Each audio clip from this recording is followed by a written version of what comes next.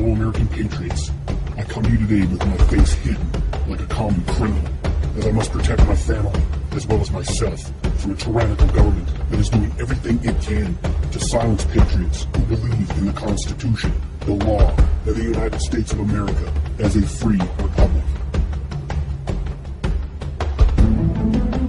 I am so tired of hearing from people who can't seem to face facts, or that refuse to, I should say. A lot of people seem to think that the law that is on the books now is what applies to Mr. Obama. It does not.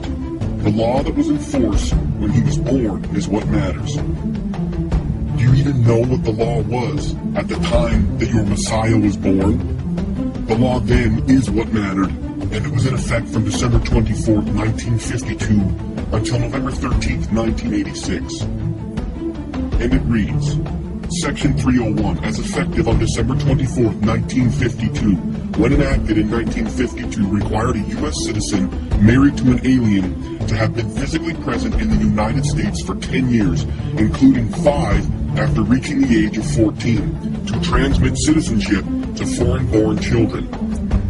And yes, Mr. Obama is foreign-born, and I will get to that. The 10-year transmission requirement remained in effect from 12:01 a.m. Eastern Daylight Time, December 24th, 1952 through midnight, November 13th, 1986, and is still applicable to persons born during that period. As originally enacted, Section 301 stated, "The following shall be nationals and citizens of the United States at birth. A person born outside the geographical limits of the United States and its outlying possessions of parents, one of whom is an alien and the other a citizen of the United States, who, prior to birth, such a person was physically present in the United States or its outlying possessions for a period or periods totaling not less than 10 years, at least 5 of which were after attaining the age of 14 years. The link to this law is given in the description of this video, and it's on page 7 of the doc. Here is what the law means. According to the federal law at the time, which is what is applicable to Barry, if you have 2 parents that are American citizens, then you are an American citizen at birth, no matter the birthplace. But if you have only 1 parent who is an American citizen, which is applicable to Barry, then the parent who is the citizen has to have been in the country for 10 years, at least 10 years of residency in the U.S., and 5 of those years have to be after the age of 14. Mary's mother was 18 when she was born. She would have had to have been 19 in order for him to be natural born and eligible to be president. Oh, that's just a small technicality, people say. It doesn't really matter. Yes, it does. The law is the law. It was the law, and it applied to Mr. Soetoro, or Dunham, or Obama, or Giggles, or whatever his real name is, because no one really knows. We can only go by what he says. He sealed all of his records, all of them. I wonder why he does not want anyone to see his college records. Could it be that he went to school as a foreign student here? Could it? Do you think? He's a fraud, plain and simple. My source for a fictional or non-existent law that many liberals have messaged, commented, and spewed out of their mouths with their talking point brains too smoked up on medical weed to actually research anything, and they state if one parent is a U.S. citizen, then the child is a U.S. citizen, end of story. No, it isn't. Obama was born in Kenya. Mr. Obama himself admitted to being born in Kenya in a debate during his U.S. Senate campaign between himself and Alan Keyes. Keyes faulted Obama for not being a natural-born citizen when he was running for Senate. And Obama quickly retorted, "So what? I'm running for Illinois senator, not the presidency," self-admitting that he was not eligible for the office of president. Secondly, there was an article posted in a Kenyan online newspaper titled Kenyan-born Obama, all set for the U.S. Senate. It was posted in 2004. Links to these articles are in the description as well. Download this info as soon as you get to it, as I am sure that Barry's handlers will have this evidence destroyed as soon as possible. Fellow patriots, I am unsure why so many of his supporters refuse to accept the fact that this man is an imposter, and that he is a direct threat to everything this country and the Constitution of the United States of America stand for. He is a threat to everything our brave men and women have fought and died for. He is treading on everything our forefathers bled and died for, to put in place to protect us from people like him.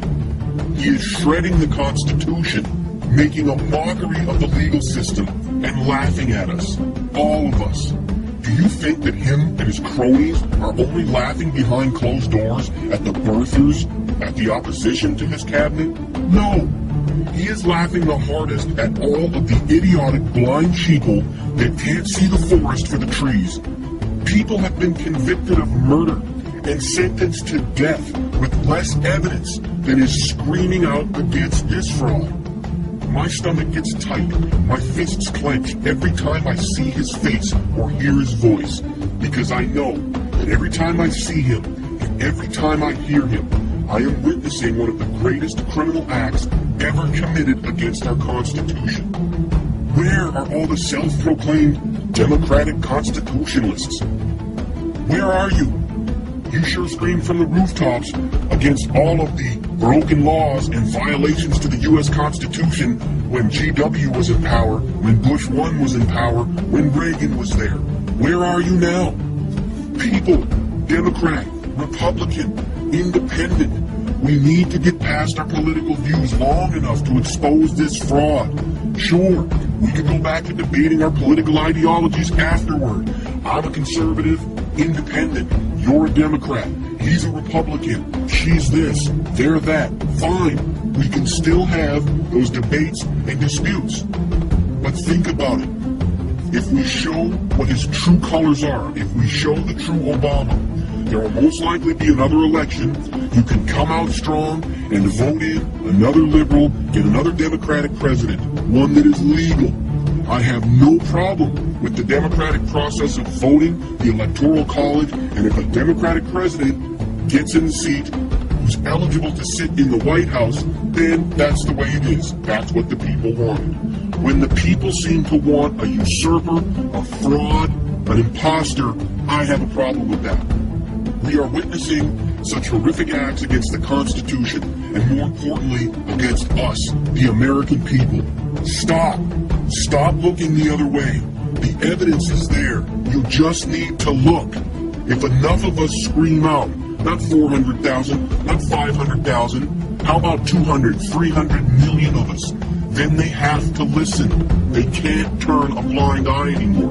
We need to remove him from office. This is not treason. This is not something that can be construed as a terrorist act. The man is not eligible to hold that seat, and he admitted it with his own mouth. What more do you people need? We can have video of him being born in Mombasa, Kenya, and you would still argue that he's eligible to hold the seat. You need to look at the facts.